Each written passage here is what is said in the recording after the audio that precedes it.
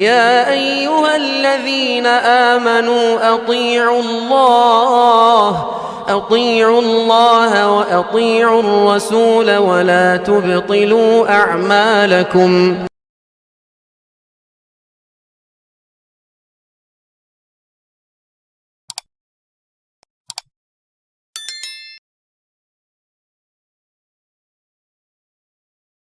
الحمد لله رب العالمين والصلاة والسلام على أشرف الأنبياء والمرسلين وعلى آله وأصحابه أجمعين وعلى من تبعهم بإحسان إلى يوم الدين، أما بعد، فأعوذ بالله من الشيطان الرجيم. بسم الله الرحمن الرحيم. يا أيها الذين آمنوا اتقوا الله حق تقاته ولا تموتن إلا وأنتم مسلمون. يا أيها الذين آمنوا اتقوا الله وقولوا قولا سديدا يصلح لكم أعمالكم ويغفر لكم ذنوبكم ومن يطع الله ورسوله فقد فاز فوزا عظيما. حاضرین گرامی، گزشتہ ہفتے کے درس میں ہم لوگوں نے محمد بن عبد الوہاب رحمۃ اللہ علیہ کی سیرت کا ایک حصہ سنا، جس میں امام محمد بن عبد الوہاب رحمۃ اللہ علیہ نے عیینہ نام کے شہر میں آپ نے کیا دعوتی کام کیا، کیا آپ کے وہاں پر دعوتی کارنامے تھے، یہ تمام باتیں ہم نے سنی، اور آخر میں ہم نے آپ کے سامنے یہ بات بھی رکھی کہ شہر عیینہ کو اس کے حاکم کا ایک خط ملتا ہے، جس میں اس نے بیان کیا ہوتا ہے کہ یا تو محمد بن عبد الوہاب رحمۃ اللہ علیہ کو تم اپنے شہر سے نکال دو یا پھر ان کا قتل کر دو۔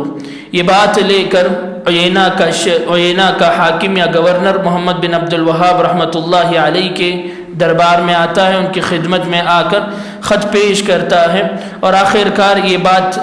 بات محمد بن عبد الوہاب رحمۃ اللہ علیہ سے کہتا ہے کہ بہتر ہے کہ آپ شہر چھوڑ کر چلے جائیں۔ محمد بن عبد الوہاب رحمۃ اللہ علیہ پیدل ہی یہاں سے نکل جاتے ہیں۔ روایتوں میں آتا ہے کہ اس نے کچھ بھی اہتمام نہیں کیا، سواری کو جانے کے لیے بھی اس نے کچھ مہیا نہیں کیا، بلکہ امام محمد بن عبد الوہاب رحمۃ اللہ علیہ پیدل ہی اپنے پیروں پر چلتے ہوئے محمد بن عبد الوہاب رحمۃ اللہ علیہ عیینہ سے نکل جاتے ہیں۔ عیینہ سے ایک قریب اور ایک شہر پایا جاتا ہے جس کا نام درعیہ ہے۔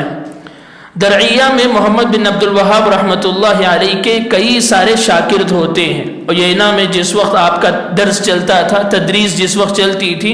اس وقت آس پاس کے شہر سے کئی سارے لوگ آ کر محمد بن عبد الوہاب رحمۃ اللہ علیہ کے پاس علم حاصل کیا کرتے تھے۔ تو انہی میں سے کئی سارے لوگ درعیہ نام کے شہر کے ہوا کرتے ہیں۔ محمد بن عبد الوہاب رحمۃ اللہ علیہ اس نتیجے پر پہنچتے ہیں کہ یہاں سے نکلنے کے بعد قریب کا جو شہر ہے وہ درعیہ ہے، وہیں پر چلے جانا میرے لیے مناسب ہے۔ لہٰذا محمد بن عبد الوہاب رحمۃ اللہ علیہ یہاں سے نکلتے ہیں تو تقریباً رات کے وقت درعیہ نام کے شہر میں پہنچتے ہیں۔ وہاں پر آپ کا ایک شاگرد ہوتا ہے محمد بن سویلم۔ محمد بن سویلم ان کے گھر میں محمد بن عبد الوہاب رحمۃ اللہ علیہ قیام کرتے رہتے ہیں۔ محمد بن عبد الوہاب رحمۃ اللہ علیہ کا ایک خاص شاگرد تھا، آپ کا بہت ہی زیادہ معتقد تھا، ماننے والا تھا۔ ظاہری طور پر اس نے تو محمد بن عبد الوہاب رحمۃ اللہ علیہ کو اپنے گھر میں جگہ دے دیتا ہے، لیکن اندرونی طور پر یہ پریشانی رہتی ہے کہ محمد بن عبد الوہاب رحمۃ اللہ علیہ کو قتل کرنے کا حکم دے دیا گیا ہے۔ ایک الگ سا خوف اس کے دل میں رہتا ہے کہ ان کو اگر میں اپنے گھر میں رکھوں گا تو کہیں ہمارے گھر والوں کے اوپر مصیبت نہ آ جائے۔ لیکن محمد بن عبد الوہاب رحمۃ اللہ علیہ ان کو تسلی دلاتے ہیں کہ اللہ تبارک و تعالیٰ کا پیغام سنانے کے لیے میں آیا ہوں، اللہ کی دعوت لے کر آیا ہوں، تمہارے اوپر اللہ تبارک و تعالیٰ کوئی مصیبت نہیں نازل کرے گا۔ لہٰذا شاگرد کو کچھ تسلی ہو جاتی ہے، محمد بن عبد الوہاب رحمۃ اللہ علیہ انہی کے گھر میں رک جاتے ہیں۔ اب آس پاس کے جو شاگرد تھے یا پھر درعیہ شہر میں اس مقام پر جو شاگرد تھے، ان کو خبر مل جاتی ہے کہ محمد بن عبد الوہاب رحمۃ اللہ علیہ اپنے فلاں شاگرد کے گھر میں رکے ہوئے ہیں۔ لہٰذا لوگ چھپے ہوئے، کیونکہ اب حاکم کو معلوم ہو چکا ہے کہ محمد بن عبد الوہاب رحمۃ اللہ علیہ نام کا ایک آدمی ہے جو دعوت کا کام کر رہا ہے، لہٰذا لوگ چھپ چھپ کر آ کر محمد بن عبد الوہاب رحمۃ اللہ علیہ سے درس حاصل کرتے ہیں، علم حاصل کرتے ہیں۔ تو اسی دوران کئی ساری روایتیں ہیں کہ اس دور میں جو وہاں پر محمد بن سعود رحمۃ اللہ علیہ اس شہر کے حاکم تھے، اس شہر کے گورنر تھے، درعیہ نام کے شہر کے گورنر محمد بن سعود رحمۃ اللہ علیہ تھے۔ ان کو محمد بن عبد الوہاب رحمۃ اللہ علیہ کی دعوت پہنچتی ہے۔ روایتوں میں اختلاف پایا جاتا ہے کہ ان تک دعوت کیسے پہنچی۔ بعض روایتوں میں آتا ہے کہ ان کو خود خبر مل گئی، خود آ کر محمد بن عبد الوہاب رحمۃ اللہ علیہ کے سامنے آ کر انہوں نے دعوت کو قبول کر لیا۔ بعض روایتوں میں آتا ہے کہ ان کے بھائیوں نے ان تک یہ پیغام پہنچایا۔ بہت سارے علماء نے جس روایت کو راجح قرار دیا ہے وہ یہ کہ محمد بن عبد الوہاب رحمۃ اللہ علیہ کے پاس جو شاگرد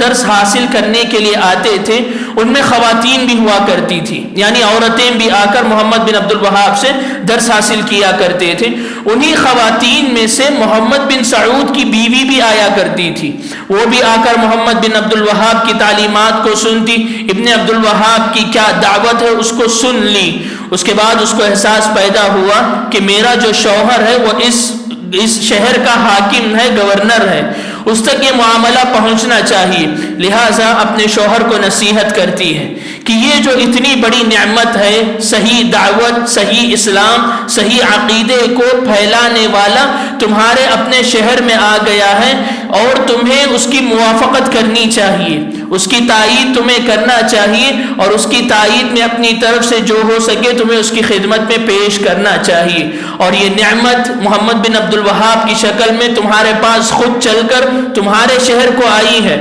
محنت کر کے تمہیں جا کر لینا نہیں پڑ رہا ہے بلکہ تمہارے شہر کو وہ خود تشریف لائے ہیں، لہٰذا جا کر ان کا استقبال کرو اور ان کی دعوت کو قبول کرو۔ بیوی کی بات کا اثر شوہر پر ہو جاتا ہے۔ محمد بن عبد الوہاب رحمۃ اللہ علیہ کی خدمت میں محمد بن سعود خود آتے ہیں اور آ کر بیعت کر لیتے ہیں، یعنی بیعت کا مطلب یہ ہے کہ آپ جو دعوت دیں گے اس کو میں قبول کروں گا، جو بھی صحیح عقیدہ آپ سکھائیں گے وہ آپ پھیلا سکتے ہیں، میری طرف سے اپنی جانب سے جو ہو سکے میں آپ کی مدد کروں گا۔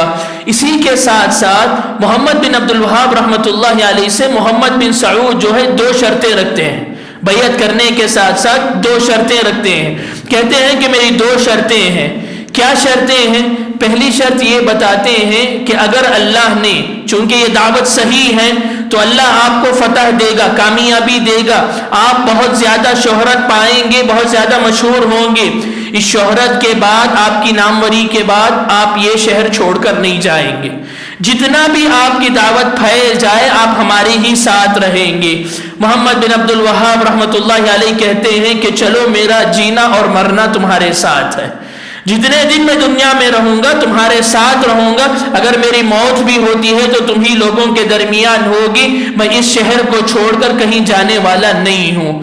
دوسری شرط محمد بن سعود یہ رکھتے ہیں کہ میں اپنے ماتحتوں سے، اپنے شہر والوں سے، جب یہ لوگ کھیت کاٹ کر بیچ دیتے ہیں غلہ، اس وقت ان سے کچھ مخصوص ٹیکس لیتا ہوں، جو کہ شریعت اسلامیہ میں اس کی کوئی دلیل نہیں ہے، لیکن پھر بھی میں ان لوگوں سے ٹیکس لیتا ہوں، اس ٹیکس سے آپ مجھے منع نہیں کریں گے، آپ یہ نہیں کہیں گے کہ یہ اسلام کے خلاف ہے یہ ٹیکس مت لو، ایسا نہیں کہنا آپ۔ محمد بن عبد الوہاب رحمۃ اللہ علیہ اس شرط کا جواب یہ دیتے ہیں کہ قریب میں اللہ تبارک و تعالیٰ تمہیں اتنا مال دے گا کہ یہ ٹیکس لینے کی ضرورت ہی تمہیں نہیں پڑے گی۔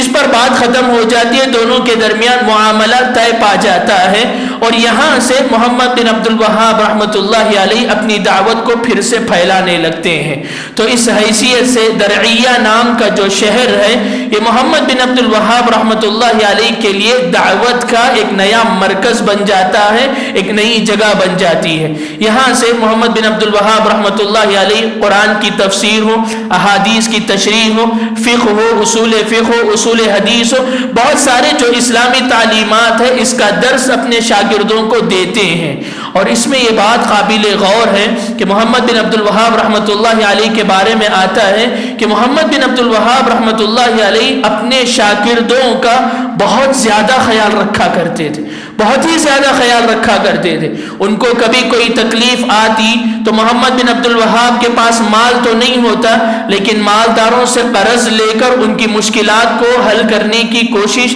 امام محمد بن عبد الوہاب رحمۃ اللہ علیہ کیا کرتے تھے۔ تو شاگردوں سے ان کا بڑا ہی لگاؤ تھا، جس کی وجہ سے دور دور سے لوگ آ کر درعیہ میں رک کر، وہیں پر کچھ دن رک کر محمد بن عبد الوہاب سے علم حاصل کیا کرتے تھے۔ اور اسی طرح یہ 2 سال تک مرحلہ چلتا ہے، یعنی صرف لوگوں کو نصیحت کرنا، جو شاگرد آتے ہیں ان کو تعلیمات دینا، ان کو قرآن حدیث سکھانا، شرک سے دور رکھنا، بدعات سے دور رکھنا، یہی معاملہ شاگردوں کے ساتھ چلتا رہتا ہے۔ 2 سال کے تقریباً مدت کے بعد محمد بن عبد الوہاب رحمۃ اللہ علیہ دعوت کے میدان میں ایک اور قدم آگے بڑھاتے ہیں۔ قدم آگے بڑھانے کا مطلب یہ ہے کہ اب تک محمد بن عبد الوہاب صرف اپنے شاگردوں تک اپنی دعوت کو رکھے ہوئے تھے، لیکن اس کے بعد خطوط کے ذریعے لکھ کر دوسرے لوگوں تک دعوت پھیلاتے ہیں۔ اس کو جہاد باللسان کہا جاتا ہے، یعنی زبان کے ذریعے سے جہاد کرنا، زبان کے ذریعے سے لوگوں کو تعلیمات پھیلانا، اور اسی طریقے سے قلم کے ذریعے سے لوگوں تک پیغام دینا، یعنی کتابیں لکھ کر، خط لکھ کر لوگوں کے درمیان بھیجنا کہ یہ جو تم لوگ کر رہے ہو غلط ہے، صحیح اسلام یہ ہے، شرک سے دور آ جاؤ، بدعات سے باز آ جاؤ۔ اس طریقے سے محمد بن عبد الوہاب رحمۃ اللہ علیہ ایک نیا قدم آگے بڑھاتے ہیں کہ لوگوں کے نام، اور خصوصاً جو اطراف کے شہر میں بہت بڑے حکام رہتے ہیں، گورنر ہوتے ہیں، ان کو خط لکھتے ہیں، خط لکھ کر اسلام کا پیغام ان تک پہنچاتے ہیں کہ جس اسلام کو تم اصل اسلام سمجھے ہوئے ہو وہ صحیح اسلام نہیں ہے، بلکہ قرآن و حدیث کی روح سے جو اسلام تم تک پہنچ رہا ہے اس کو مان لو۔ محمد بن عبد الوہاب رحمۃ اللہ علیہ کے یہ خطوط بہت سارے گورنر کو، بہت سارے حاکموں کو، بہت سارے بادشاہوں تک پہنچ جاتے ہیں۔ ان میں سے بعض حکام جو ہے صحیح جواب دیتے ہیں کہ آپ کی جو دعوت ہے وہ صحیح ہے، قرآن و حدیث کی بنیاد پر ہے، لیکن کئی سارے حکام اس کو ٹھکرا دیتے ہیں۔ کیوں؟ اس وجہ سے کہ ان لوگوں کو اپنی دولت کا، اپنے پاور کا ختم ہو جانے کا خوف ہوتا ہے، ڈر ہوتا ہے، اس وجہ سے یہ لوگ اس دعوت کو نہیں مانتے۔ نتیجے میں یہ لوگ محمد بن عبد الوہاب کے اوپر اعتراضات کرنے لگتے ہیں کہ آپ یہ جو کام کر رہے ہیں یہ غلط ہے، آپ یہ جو اسلام کی شکل میں ایسا بتانا چاہ رہے ہیں ایسا نہیں ہے۔ لیکن ہر اعتراض کا جواب محمد بن عبد الوہاب رحمۃ اللہ علیہ لکھ کر بھیجتے ہیں۔ تو اسی درمیان کئی ساری تصانیف، یعنی کسی کے شبہے کا، کسی کی غلطی کا جواب دیتے ہوئے محمد بن عبد الوہاب رحمۃ اللہ علیہ کئی ساری کتابیں لکھ دیتے ہیں۔ الغرض یہ ایک دعوت کا نیا مرحلہ تھا جس میں محمد بن عبد الوہاب رحمۃ اللہ علیہ زبان کے ذریعے سے اور کتابت کے ذریعے سے لکھ کر دوسروں تک اسلام کا پیغام انہوں نے پہنچایا، اور اسی کو پہنچاتے ہوئے کئی سارے لوگ آ کر آپ سے مناظرہ کرتے ہیں۔ مناظرے کا مطلب یہ ہے کہ بحث و مباحثہ کرنا، آمنے سامنے بیٹھ کر میں اپنی بات رکھتا ہوں، وہ اپنی بات رکھیں گے، دونوں ایک نتیجے پر پہنچ کر دلائل کی روشنی میں کسی نتیجے پر پہنچتے ہیں، اور کوئی ایک مد مقابل یا پھر کوئی ایک ٹیم جو ہے کسی اور کی بات مان لیتی ہے۔ یہ بھی بہت سارا چلتا ہے۔ تو ایسی صورت میں محمد بن عبد الوہاب رحمۃ اللہ علیہ کی دعوت اسی طریقے سے چل رہی ہوتی ہے۔ اب یہ دعوت کا مرحلہ بھی ختم ہو جاتا ہے۔ سب سے پہلے اپنے شاگردوں کو نصیحت کی، اس کے بعد لوگوں تک زبان کے ذریعے سے پیغام پہنچایا، اس کے بعد خط و کتابت کے ذریعے سے لکھ کر لوگوں تک محمد بن عبد الوہاب نے پیغام پہنچا دیا۔ اس کے بعد محمد بن عبد الوہاب رحمۃ اللہ علیہ ایک اور قدم آگے بڑھاتے ہیں، دعوت کا ایک اور قدم آگے بڑھاتے ہوئے جہاد کا اعلان کرتے ہیں۔ یہ جہاد کا مطلب یہ ہے کہ تلوار سے لڑ کر لوگوں کو صحیح راستے کی طرف لانا۔ یہ بات یاد رکھیں، شریعت اسلامیہ بھی یہی بات بتاتی ہے کہ سب سے پہلے آپ لوگوں کو دعوت دو تو زبان کے ذریعے سے دو، آپ اپنے اخلاق کے ذریعے سے اپنی دعوت لوگوں تک پہنچاؤ۔ اللہ کے نبی صلی اللہ علیہ وسلم نے یہی کیا۔ اپنی آپ صلی اللہ علیہ وسلم کی سیرت پڑھ کر دیکھیں، آپ کو معلوم ہوگا کہ اللہ کے نبی ابتدائی زمانے میں جتنی زیادہ مصیبتیں ہو سکتی تھیں برداشت کی، لیکن زبان کے ذریعے سے اللہ کے نبی نے دعوت دی۔ لیکن اس دوران جب اللہ کے نبی ہجرت کر کے مدینہ آ جاتے ہیں، وہاں پر آپ کی ایک مستحکم فوج بن جاتی ہے، اب اللہ کے نبی جہاد کا اعلان کر دیتے ہیں۔ اسی طریقے سے محمد بن عبد الوہاب رحمۃ اللہ علیہ درعیہ میں جب آ جاتے ہیں، لوگوں تک پیغام پہنچاتے ہیں، تو کئی سارے ان کے شاکر جمع ہو جاتے ہیں اور فوجی قوت بھی ان کے پاس آ جاتی ہے، تو محمد بن عبد الوہاب رحمۃ اللہ علیہ جو ہے جہاد کا اعلان کر دیتے ہیں، کیونکہ زبان کے ذریعے سے بھی سمجھا لیا، خط و کتابت کے ذریعے سے بھی ان کو پیغام بھیج دیا، لوگوں نے بحث کیا، اس کا جواب بھی محمد بن عبد الوہاب نے دے دیا، لیکن اب بھی اگر کوئی آدمی صحیح دعوت کو مان نہیں رہا ہے، سچ مان لیجئے کہ اس کو اب سختی کی ضرورت ہے۔ دلائل سے یہ ماننے والا نہیں ہے، باتوں سے یہ بات ماننے والا نہیں ہے، اب اس کو سختی کی ضرورت ہے، لہٰذا محمد بن عبد الوہاب رحمۃ اللہ علیہ دعوت کا اعلان کر دیتے ہیں۔ دعوت کے جہاد کے راستے میں محمد بن عبد الوہاب رحمۃ اللہ علیہ کے متعلق جو سب سے پہلی بات آتی ہے وہ یہ کہ 1160 پر 5 ہجری میں محمد بن عبد الوہاب رحمۃ اللہ علیہ کے خلاف ایک لشکر تیار ہوتا ہے۔ انہی کے شہر کے قریب قریب میں بعض لوگ مل کر محمد بن عبد الوہاب کو مارنے کے لیے، ان کی فوج کو شکست دینے کے لیے بعض لوگ تیار ہو جاتے ہیں۔ اس کی خبر محمد بن عبد الوہاب رحمۃ اللہ علیہ کو مل جاتی ہے، تو محمد بن عبد الوہاب رحمۃ اللہ علیہ جو اس وقت کے حاکم تھے محمد بن سعود، ان کے لڑکے تھے عبد العزیز بن محمد، یہ بھی بڑے سپہ سالار تھے، تو ان کی قیادت میں 800 سواروں کو لے لیتے، 800 سپاہیوں کو لے کر ان کے خلاف جا کر جنگ لڑتے ہیں، جس میں اللہ کی مدد سے محمد بن عبد الوہاب رحمۃ اللہ علیہ کامیاب ہو جاتے ہیں، انہی کی جیت ہو جاتی ہے، اور اس جیت کے نتیجے میں اطراف و اکناف کے جتنے علاقے تھے سب پر یہ خوف بیٹھ جاتا ہے کہ ان کے پاس اب فوج بھی آ چکی ہے،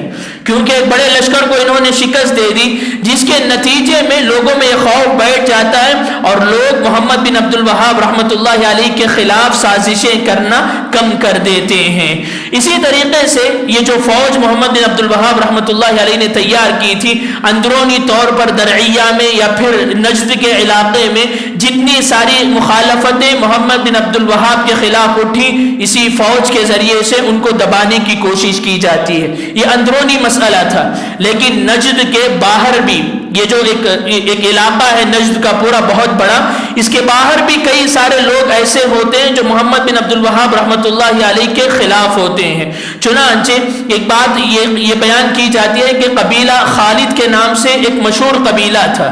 اور اسی کا ایک بادشاہ تھا عریعر کے نام سے، یہی آ کر محمد بن عبد الوہاب رحمۃ اللہ علیہ کو عیینہ سے نکالنے میں اس کا بہت بڑا ہاتھ تھا، لہٰذا اس کو جو ہے احسا سے نکال دیا جاتا ہے، تو یہ دوسرے علاقے میں آ کر حاکم بن جاتا ہے، گورنر بن جاتا ہے، اور یہ اب فوج جمع کرنے کی کوشش کرتا ہے محمد بن عبد الوہاب کے خلاف سازش کرنے کے لیے، ان کے خلاف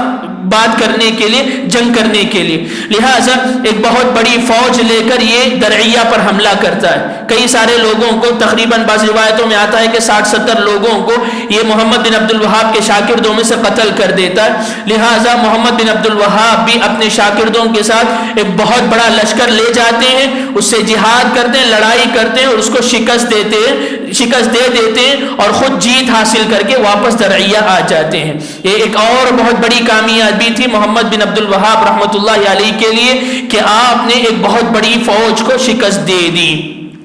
اسی طریقے سے خارجی جو حملے محمد بن عبد الوہاب کے اوپر ہوئے، ان میں سے ایک حملہ ایک شیعہ کا سپہ سالار ہوتا ہے، وہ بھی آ کر محمد بن عبد الوہاب رحمۃ اللہ علیہ کے اوپر بہت بڑی فوج لا کر حملہ کرتا ہے۔ بعض روایتوں میں آتا ہے کہ کئی سارے محمد بن عبد الوہاب کے شاگرد مارے گئے، اور تقریباً 100 آدمیوں کو اس نے اپنا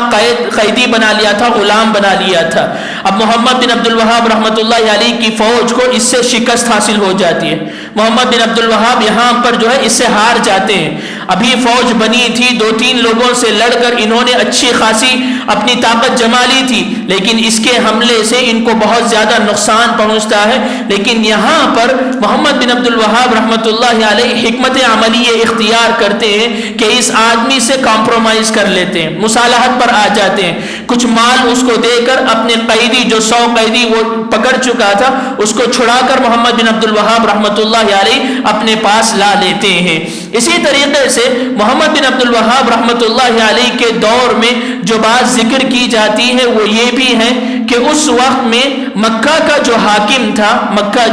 المکرمہ ہے، اس کا جو حاکم تھا، اس نے جو سب سے بڑا خلیفہ تھا مسلمانوں کا، اس کو خط لکھا تھا کہ نجد کے علاقے میں محمد بن عبد الوہاب نام کا ایک آدمی آیا ہے جو اس طریقے سے دعوت پھیلا رہا ہے۔ خلیفہ کی طرف سے جواب آتا ہے کہ تمام علماء مل کر اس کا قتل کر دو، تمام علماء مل کر اس کے خلاف قتل کا پروانہ جاری کر دو۔ لہٰذا محمد بن عبد الوہاب رحمۃ اللہ علیہ سے مطالبہ کیا جاتا ہے کہ آپ اپنے شاگردوں میں سے کسی کو بھیجیے، ہم علماء کی ٹیم یہاں پر جمع کیے ہوئے ہیں مکہ میں، ان سے ہمیں بحث و مباحثہ کرنا ہے۔ لہٰذا محمد بن عبد الوہاب رحمۃ اللہ علیہ اپنے ہی ایک شاگرد عبد العزیز کے نام سے ایک آدمی کو وہاں سے بھیجتے ہیں۔ یہ آ کر مکہ کے علماء سے مناظرہ کرتے ہیں، کہتے ہیں کہ ان کی دعوت کیا ہے، یہی قرآن و سنت کا صحیح موقف ہے۔ یہ تمام چیزیں واضح کرنے کے بعد مکہ کے علماء بھی تسلی کا اظہار کر دیتے ہیں کہ نہیں، یہ جو دعوت دے رہے ہیں یہی صحیح ہے۔ لہٰذا اسی طریقے سے مکہ اور ان کے درمیان ایک اچھے تعلقات قائم ہو جاتے ہیں۔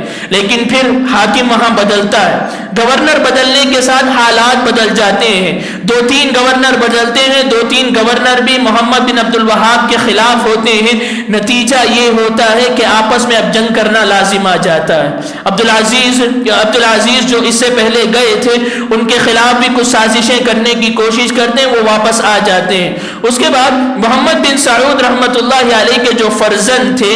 یہ آ کر ایک بہت بڑا لشکر لے جاتے ہیں۔ پھر مکے کے جو اطراف و اکناف کے جو شہر تھے، وہاں کی لشکروں کو، فوج کو شکست دے دیتے ہیں، اور یہاں تک کا پورا علاقہ ان کی فتح میں آ جاتا ہے، ان کے علاقے میں آ جاتا ہے۔ اسی درمیان 1170 میں اس قبیلے کے جو گورنر تھے، درعیہ کے جو گورنر محمد بن سعود تھے، جن سے بیعت ہوئی تھی، ان کا انتقال ہو جاتا ہے، اور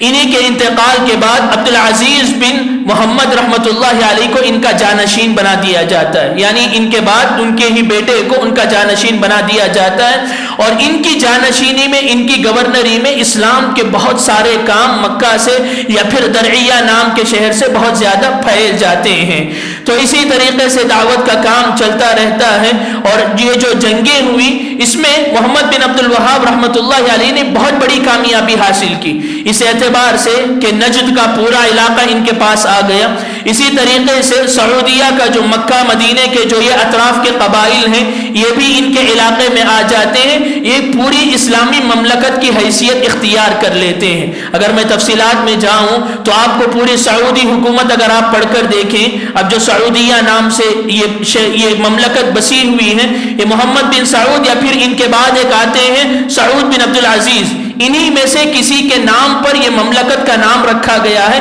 یہ کنٹری کا نام رکھا گیا ہے سعود سے سعودیہ۔ یہیں سے یہ پوری تاریخ پھیلتی ہے، یہ بہت لمبی تاریخ ہو جائے گی، لیکن محمد بن عبد الوہاب رحمۃ اللہ علیہ کی زندگی میں نجد کا علاقہ اور یہ مکہ وغیرہ کے اطراف کے علاقے، پوری طریقے سے ریاض کا علاقہ، پورا یہ محمد بن عبد الوہاب رحمۃ اللہ علیہ کے قبضے میں آ جاتا ہے۔ یہ پوری فتح حاصل کر لینے کے بعد محمد بن عبد الوہاب رحمۃ اللہ علیہ پورے مملکت کے، یعنی کنٹری کے جتنے بھی پوری ذمہ داریاں ہوتی ہیں، وہ عبد العزیز کے ہاتھ میں سونپ دیتے ہیں کہ آپ یہ ذمہ داریاں سنبھالو، میں جو ہے اب اللہ تبارک و تعالیٰ کے دین کو پھیلانے کے لیے کافی ہوں۔ عبادت میں اپنے شاگردوں کو نصیحت کرنے میں مصروف ہو جاتے ہیں، لیکن عبد العزیز بن محمد جو ہیں، جو کوئی بھی مسئلہ ان کو پیش آتا ہے، سیدھے محمد بن عبد الوہاب کے پاس آتے ہیں، ان سے مشورہ کرنے کے بعد ہی اپنی حکومت میں کوئی کام کرتے ہیں۔ اس طریقے سے ایک اچھے خاصے تعلقات دونوں خاندانوں میں بن جاتے ہیں۔ یہی بات آج آپ بھی دیکھیں گے، سعودیہ میں آپ اگر جائیں تو آپ کو معلوم ہوگا حکومت کی جتنی ذمہ داریاں ہیں، اس کو سنبھالنے کے لیے آل سعود کے نام سے ایک خاندان ہے۔ سعودیہ جس سے بنا ہے، یہ سعود محمد بن سعود ہو یا پھر ان کے بعد آنے والے ایک سعود تھے، ان کے نام سے ہے، انہی کے خاندان کے لوگوں کو آل سعود کہا جاتا ہے۔ اور وہیں پر دین کے جتنے کام ہیں، یعنی دعوت کا کام ہو، دین پھیلانے کا کام ہو، دینی مسائل جتنے ہیں ان کو سنبھالنے والے آل شیخ کے نام سے جانے جاتے ہیں۔ کوئی نہ کوئی عالم آپ کو آج بھی ایسا ملے گا جو دینی مسائل سنبھال رہا ہو اور اس کا تعلق آل شیخ سے ہوگا۔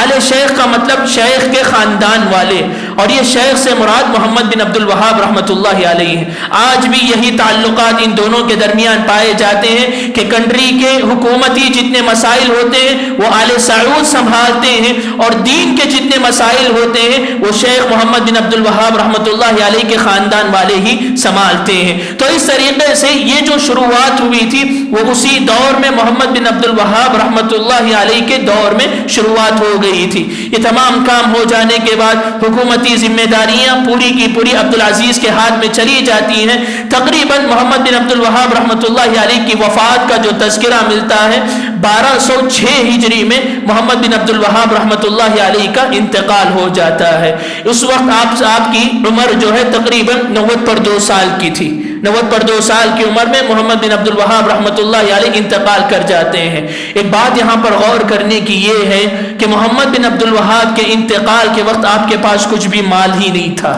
کچھ بھی مال نہیں تھا۔ جو آپ نے اولاد اور چھوڑے تھے اور جو علم چھوڑا تھا وہی آپ کی وراثت تھی۔ حالانکہ اگر آپ غور کر کے دیکھیں محمد بن عبد الوہاب خود ایک سپہ سالار کی حیثیت سے جنگیں انہوں نے لڑی، بہت سارا مال غنیمت ان کو حاصل ہوا، لیکن محمد بن عبد الوہاب کی خصوصیت یہ تھی کہ جو بھی مال آتا ضرورت مندوں میں تقسیم کر دیتے، اپنے شاگردوں میں تقسیم کر دیا کرتے تھے۔ وفات کے بعد محمد بن عبد الوہاب رحمۃ اللہ علیہ کے پاس کچھ بھی مال بچا ہوا نہیں تھا۔ اس کے بعد بھی دعوت کی جو ذمہ داری تھی وہ آپ کی اولاد نے سنبھالی، اور الحمدللہ آج بھی یہ کہا جاتا ہے کہ آل شیخ کے کئی سارے ایسے علماء ہیں جو سعودیہ میں آج بھی دین کی ذمہ داری سنبھال رہے ہیں۔ اس کے بعد محمد بن عبد الوہاب رحمۃ اللہ علیہ کے کچھ صفات مجھے آپ کے سامنے رکھنے ہیں کہ آپ کے صفات کیا تھے، اور آپ کی کچھ کتابیں ہیں جن کا تعارف مجھے آپ کے سامنے رکھنا ہے۔ انشاءاللہ اگلے درس میں اس کے متعلق بات کی جائے گی۔ آج کے درس میں ہم اسی پر اپنی بات کو روک لیتے ہیں کہ محمد بن عبد الوہاب رحمۃ اللہ علیہ کے زندگی کے حالات یہاں پر ختم ہوتے ہیں۔ کچھ آپ سے جڑی ہوئی باتیں ہیں جو اگلے درس میں آپ کے سامنے رکھ کر اس کے بعد انشاءاللہ باقاعدہ طور پر ہم لوگ کتاب التوحید جو آپ ہی کی ایک کتاب ہے اس کی شرح آپ کے سامنے کی جائے گی۔ اللہ تبارک و تعالیٰ سے دعا ہے کہ اللہ تبارک و تعالیٰ ہمیں اور آپ کو دین کی دعوت کو سمجھتے ہوئے دوسروں تک اس کو پھیلانے کی مجھے اور آپ کو توفیق عطا فرمائے، صحیح اسلام پر عمل کرتے ہوئے اسی پر مرنے کی اللہ تبارک و تعالیٰ ہمیں سعادت نصیب فرمائے، جب تک دنیا میں رکھے ایمان اور اسلام پر قائم رکھے، جب خاتمہ ہو تو خاتمہ بالخیر ہو۔ وصلی اللہ علی نبینا محمد وعلی آلہ وصحبہ اجمعین۔ السلام علیکم ورحمۃ اللہ۔